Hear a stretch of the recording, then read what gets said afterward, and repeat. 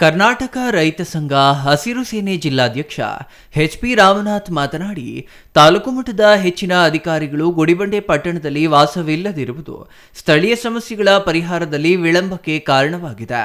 ಸರ್ಕಾರಿ ಆಸ್ಪತ್ರೆಯಲ್ಲಿ ವೈದ್ಯರು ಮತ್ತು ಸಿಬ್ಬಂದಿ ಕೊರತೆ ತೀವ್ರವಾಗಿದ್ದು, ಜನತೆ ಸಂಕಷ್ಟ ಅನುಭವಿಸುತ್ತಿದ್ದಾರೆ ಎಂದು ಅಸಮಾಧಾನ ವ್ಯಕ್ತಪಡಿಸಿದರು.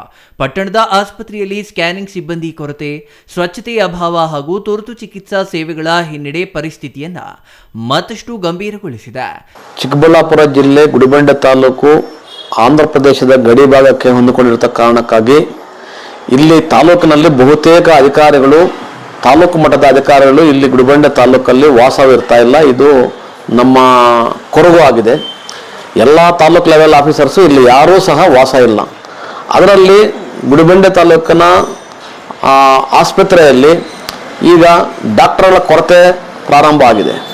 ಈ ಹಿಂದೆ ಡಾಕ್ಟರ್ಗಳು ಇದ್ದರು, ಚೆನ್ನಾಗಿ ನಡೀತಾ ಇತ್ತು ಹಾಸ್ಪಿಟ್ಲು.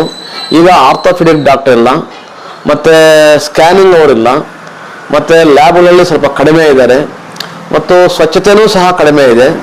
ಹಾಗಾಗಿ ನಾವು ಆಗ್ರಹ ಮಾಡ್ತಾ ಇದ್ದೀವಿ, ಈ ಗಡಿಭಾಗದಲ್ಲಿರ್ತಕ್ಕಂಥ ಬಹುತೇಕ ಇಲ್ಲಿ ಕಾರ್ಮಿಕರು, ರೈತರು ಇರೋ ಕಾರಣಕ್ಕಾಗಿ ಕೂಡಲೇ ಇಲ್ಲಿ ನಿಯೋಜನೆ ಆಗಬೇಕಾದಂಥ ಎಲ್ಲ ಡಾಕ್ಟರ್ಗಳು ಮತ್ತು ಸಿಬ್ಬಂದಿಯನ್ನು ಕೂಡಲೇ ತುಂಬಿಸಬೇಕು ಅಂತ ಹೇಳ್ಬಿಟ್ಟು ಜಿಲ್ಲಾಡಳಿತವನ್ನು ಮತ್ತು DHOವನ್ನು ನಾವು ಮನವಿ ಮಾಡ್ತಾ ಇದ್ದೀವಿ ಮತ್ತು ಸರ್ಕಾರವನ್ನು ಸಹ ಆಗ್ರಹಿಸ್ತಾ ಇದ್ದೀವಿ.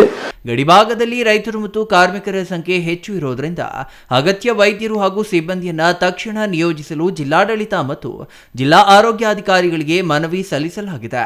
ಆಸ್ಪತ್ರೆಯ ಆಡಳಿತ ವೈದ್ಯಾಧಿಕಾರಿ ಡಾಕ್ಟರ್ ಪ್ರದೀಪ್ ಕಳೆದ ತಿಂಗಳು ಮೂಳೆ ತಜ್ಞ ವೈದ್ಯರು ರಾಜೀನಾಮೆ ನೀಡಿದ್ದು, ಪ್ರಸ್ತುತ ಹುದ್ದೆ ಖಾಲಿಯಾಗಿದೆ. ಇದನ್ನ ತುಂಬಲು ಮೇಲಧಿಕಾರಿಗಳಿಗೆ ಮಾಹಿತಿ ನೀಡಿದ್ದೇವೆ. ಶೀಘ್ರದಲ್ಲೇ ಹೊಸ ವೈದ್ಯರನ್ನ ನಿಯೋಜಿಸಲಾಗುತ್ತದೆ ಎಂದರು. News bureau, CTV news, Chikkaballapur.